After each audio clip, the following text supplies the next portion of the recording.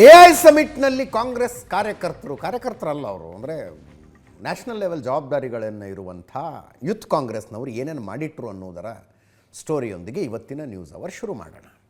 AI summit ಅಂದರೆ ಏನು ಅನ್ನೋದನ್ನು 3 ದಿನಗಳ ಹಿಂದಿನಿಂದಲೂ ನಾನು ನಿಮಗೆ ಹೇಳ್ತಾ ಇದ್ದೀನಿ.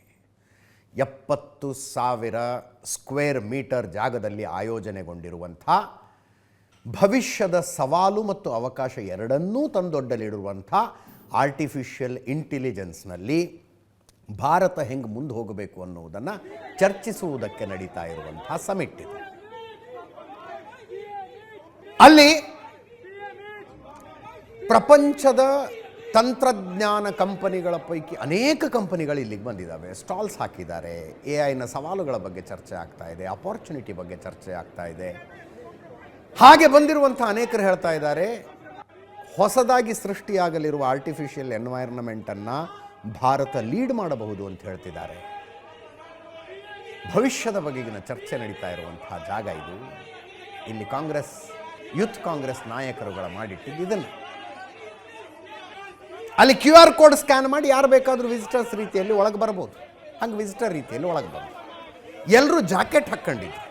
ಒಳಗಡೆ ಇದ್ದ ಶರ್ಟನ್ನು ಸೆಕ್ಯೂರಿಟಿ ಅವರು ಯಾರು ಗಮನ ಹರಿಸಿಲ್ಲ ಅದರ ಬಗ್ಗೆ.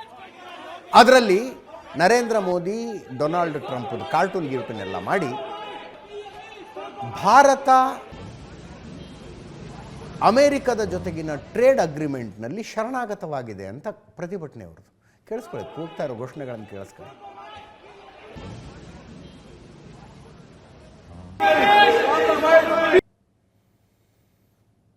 ಉಳಿದವರೆಲ್ಲ ಇಲ್ಲ, ಅಲ್ಲಿ ಬಂದಂಥ AI ಸಮಿಟ್ನಲ್ಲಿ ಭಾಗವಹಿಸೋದಕ್ಕೆ ಬಂದಂಥ ಜನಾನೇ ಅವ್ರ ಜೊತೆ ಜಗಳ ತೆಗೆದ್ರಿ. ಏನು ಮಾಡೋದಕ್ಕೆ ಹೊರಟಿದ್ದೀರಿ ನೀವು ಅಂತ ನೋಡ್ರಿ.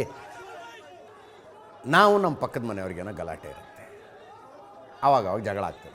ಅಣ್ಣ ತಮ್ಮಂದ್ರ ಗಲಾಟೆ ಅನ್ಕೊಳ್ರಪ್ಪ, ಅಣ್ಣಂಗೂ ತಮ್ಮಂಗೂ ಡಿವೈಡ್ ಆಗಿದ್ದಾರೆ, ಏನೋ ಗಲಾಟೆ ಇದೆ, ಆವಾಗ ಒಂದು ಆಸ್ತಿ ಗೀಸ್ತಿದೆ, ಏನೋ ಸಮಸ್ಯೆ ಇದೆ, ಅವ್ರವ್ರ ಮಧ್ಯದಲ್ಲಿ ತಿಕ್ಕಾಟ ನಡೀತಾ ಇದೆ.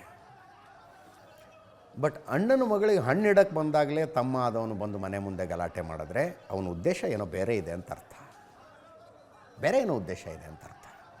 ವಿಪಕ್ಷವಾಗಿ ಆರ್ಗ್ಯುಮೆಂಟ್ ಮಾಡಬಾರ್ದು, ಪ್ರತಿಭಟಿಸಬಾರದು, ಆಡಳಿತ ಪಕ್ಷದ ಲೋಪದೋಷಗಳನ್ನು ಎತ್ತಿ ಹಿಡಿಬಾರ್ದು ಅಂತ ಯಾರೂ ಹೇಳಿಲ್ಲ. ವಿಪಕ್ಷದ ಜವಾಬ್ದಾರಿ ಅದು. ಎಲ್ಲಿ ಮಾಡಬೇಕು, ಹೇಗೆ ಮಾಡಬೇಕು, ಅರೆ ಪ್ರಪಂಚದ ಎದುರಿಗೆ ಭಾರತ ಇಂತಿಂಥ ಅಪಾರ್ಚುನಿಟಿಗಳನ್ನು ಆಫರ್ ಮಾಡಬಲ್ಲದು ಅಂತ ತೋರಿಸುವುದಕ್ಕೆ ನಡೆದಂಥ ಸಮಿಟ್ನಲ್ಲಿ ವಿದೇಶದ ಗಣ್ಯರಿರುವಾಗ ನೀವು ಈ ದೊಡ್ಡ ಆಶ್ಚರ್ಯ ನೋಡಿ. ನೀವು ಪಕ್ಕದಲ್ಲಿ ಒಂದು ಗೋಷ್ಠಿ ನಡೀತಾ ಇದೆ. ತೆಲಂಗಾಣ ಮುಖ್ಯಮಂತ್ರಿ ರೇವಂತ್ ರೆಡ್ಡಿ ಅಲ್ಲಿ ಹಾಡಿ ಹೊಗಳ್ತಾ ಇದ್ದಾರೆ. ಏನಾಗ್ತಿದೆ ಅದನ್ನು, ಕಾಂಗ್ರೆಸ್ ಮುಖ್ಯಮಂತ್ರಿ, ಕಾಂಗ್ರೆಸ್ ಸರ್ಕಾರ ಇದೆ ತೆಲಂಗಾಣದಲ್ಲಿ, ಅವ್ರ ಪಕ್ಕದಲ್ಲಿ ಹಾಡಿ ಹೊಗಳ್ತಾ ಇದ್ದಾರೆ. ಇಲ್ಲಿ ಇವ್ರದ್ದು ಹಿಂಗೆ ಅಲ್ಲಿ ಹೊಡಿತಾರೆ, ಒದ್ದ ನೋಡಿ ಅಲ್ಲಬ್ಬ. ಅವರು ಆ ಸಮಿಟ್ನಲ್ಲಿ ಸ್ಟಾಲ್ಗಳನ್ನು ಇಟ್ಕೊಂಡಿದ್ದಂಥವ್ರು, ಅವ್ರಿಗೆ ಹೆಂಗೆ ಅನಿಸಿರಬಾರ್ದು ಯೋಚನೆ ಮಾಡಿ. ಹೆಂಗೆ ಅನಿಸಿರಬಾರ್ದು ಅವ್ರಿಗೆ? ಸ್ಟಾಲ್ಗಳನ್ನು ಇಟ್ಕೊಂಡಿದ್ದಂಥ ಜನ ಅವರು. BJPದೇನೋ ಕಾರ್ಯಕಾರಿಣಿ ನಡೀತಾ ಇದೆ, ಅವ್ರದ್ದೇನೋ ಒಂದು ಕಾರ್ಯಕ್ರಮ ನಡೀತಾ ಇದೆ, ಹೋಗಿ ಪ್ರತಿಭಟನೆ ಮಾಡಿದ್ರು ವಿ ಕ್ಯಾನ್ ಅಂಡರ್ಸ್ಟ್ಯಾಂಡ್. ಜಂತರ್ ಮಂತರ್ನಲ್ಲಿ ಕುಳಿತು ಪ್ರತಿಭಟನೆ ಮಾಡಿದ್ರು ವಿ ಕ್ಯಾನ್ ಅಂಡರ್ಸ್ಟ್ಯಾಂಡ್. ಬೆಂಗಳೂರಿನಲ್ಲಿ ಹೆಂಗೆ ಫ್ರೀಡಮ್ ಪಾರ್ಕ್ ಇದೆಯೋ ಹಂಗೆ ಜಂತರ್ ಮಂತರ್ ಇದೆ ದೆಹಲಿಯಲ್ಲಿ ಪ್ರತಿಭಟನೆ ಮಾಡೋದಕ್ಕೆ. ಸಂಬಂಧಪಟ್ಟ ಇಲಾಖೆಯ ಸಚಿವರು ಯಾರೋ ಹೋಗ್ತಾ ಇದ್ರು, ಅವರಿಗೆ ಘೆರಾವ್ ಹಾಕಿದ್ರು, V can understand that. BJP ಕಚೇರಿಗೆ ಘೆರಾವ್ ಹಾಕೋದಕ್ಕೆ ಹೋದ್ರು, ಪ್ರಧಾನಮಂತ್ರಿಗಳ ಕಚೇರಿಗೆ ಮುತ್ತಿಗೆ ಹಾಕೋದಕ್ಕೆ ಹೋದ್ರು, we can understand all that. ಇದೇನ್ರಿ ಇದು? ಇದು BJP ಕಾರ್ಯಕ್ರಮ ಅಲ್ಲ, ಭಾರತದ ಒಂದೇ ಕಾರ್ಯಕ್ರಮವೂ ಅಲ್ಲ ಇದು. 22 ದೇಶಗಳ ಸುಪ್ರೀಂ ಲೀಡರ್ಗಳ ಭಾಗವಹಿಸ್ತಾ ಇದ್ದಾರೆ ಅಲ್ಲಿ. ಇಲ್ಲ ಹೊಟ್ಟೆ ಹೋಗಿ ಅನ್ನ ತಿನ್ನೋರು ಮಾಡೋ ಕೆಲಸನ ಇದು? ಜನ ಹೊಡಿಯಲ್ವಾ? BJP ಅವರನ್ನೇನು ವಿರೋಧಿಸಿ ಮಾತಾಡಿದ್ದಾರೆ. ಇದು ನಡೀತಾ ಇದ್ದಾಗಲೇ ಪಕ್ಕದಲ್ಲಿ ರೇವಂತ್ ರೆಡ್ಡಿ ಹೊಗಳ್ತಾ ಇದ್ರು, ಕೇಂದ್ರ ಸರ್ಕಾರನ ಹೊಗಳ್ತಾ ಇದ್ರು. ಆದರೆ ವಿದೇಶಿ ಡೆಲಿಗೇಟ್ಸ್ಗಳ ಮುಂದೆ ಅಲ್ಲ ರೀ. ರೇವಂತ್ ರೆಡ್ಡಿ ಕಾಂಗ್ರೆಸ್ ಮುಖ್ಯಮಂತ್ರಿ, ತೆಲಂಗಾಣದ ಮುಖ್ಯಮಂತ್ರಿ, ಕಾಂಗ್ರೆಸ್ ಆಳ್ತಾ ಇದೆ ಅಲ್ಲಿ.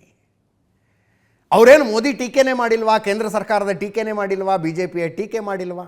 ಮಾಡಿದ್ದಾರೆ. But what is this platform? ಈ ವೇದಿಕೆ ಏನು? ಈ ವೇದಿಕೆಗೆ ತಕ್ಕನಾದದ್ದನ್ನು ಅವರು ಮಾತಾಡ್ತಾ ಇದ್ರು. ಅವರದೇ ಪಕ್ಷದ ಕಾರ್ಯಕರ್ತರು ಇದನ್ನು ಮಾಡ್ತಾ ಇರುವಾಗ ಗಲಭೆಕೋರರಿಗೂ ನಾಯಕರುಗಳಿಗೂ. ಮುಂದಿನ ಸುದ್ದಿಗೆ ಹೋಗೋಣ.